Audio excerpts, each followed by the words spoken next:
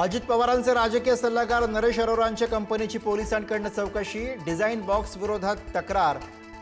5 मिनिटे चौकशी, मात्र अरोरांच्या कार्यालयावरती कोणतीही कारवाई केली नसल्याची पुणे पोलिसांची माहिती।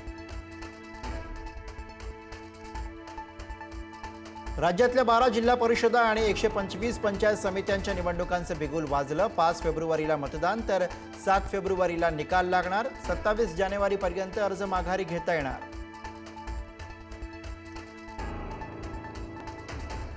जाहीर प्रचाराची वेळ संपली, मात्र उमेदवारांना घरोघरी प्रचाराची मुभा। राज्य निवडणूक आयोगाचा निर्णय। प्रश्नांच्या सरबत्तीनंतर राज्य निवडणूक आयुक्त भांबावले। वाघमारेंची ततपप हा जुना नियम असल्याचा आयोगाचा दावा।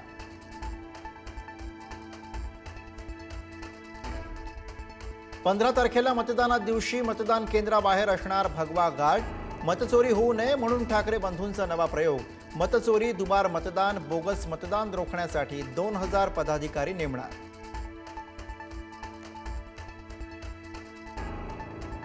पुढील 2 रात्र डोळ्यात तेल घालून जागे रहा। कोणी पैसे वाटत असल्यास कानफटात लावा।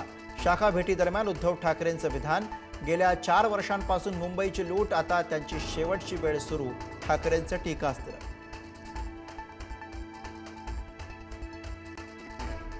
राज्यात येणाऱ्या उद्योगधंद्यांना माझा विरोध नाही, पण अदानींच्या मोनोपॉलीला माझा आक्षेप। राज ठाकरेंची टीका। कोणतंही पोर्ट अदानींनी उभं केलेलं नाही, राज ठाकरेंनी वेधलं लक्ष।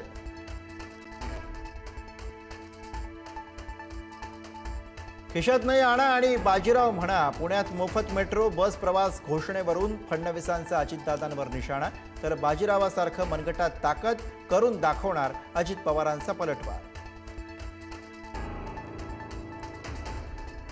दोन्ही राष्ट्रवादीच्या विलीनीकरणाचा निर्णय वरिष्ठ पातळीवर घेतला जाईल। दोन्ही राष्ट्रवादी एक झाल्यास राष्ट्रीय लोकशाही आघाडीत राहायचं की नाही हे ठरवावं लागेल। खासदार सुनील तटकरेंची प्रतिक्रिया।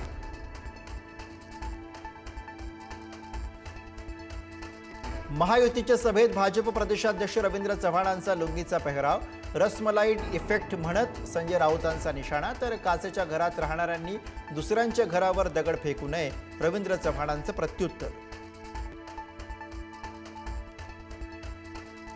कदाचित या शेवटच्या निवडणुका असतील अशी पोलीस विभागात दबक्या आवाजात चर्चा सुरू।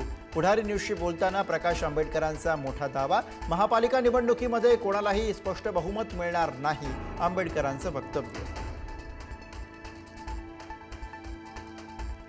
प्रचाराच्या शेवटच्या दिवशी काँग्रेसकडून सेलिब्रिटींसोबत प्रचार। चंद्रपुरात गौतमी पाटीलच्या रोड शोचं आयोजन, तर लातूरमध्ये सैराट फेम अभिनेता आकाश ठोसर प्रचार रॅलीत सहभागी। अंबरनाथमध्ये उपनगराध्यक्ष निवडणुकीनंतर भाजप शिवसेनेमध्ये राडा। अंबरनाथ पालिकेबाहेर भाजप आणि शिवसेनेचे कार्यकर्ते भिडले।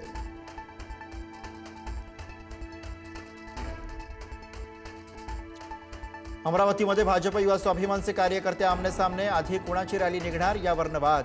दोन्ही पक्षाने एकाच वेळी रॅली काढल्यानं घोषणाबाजी।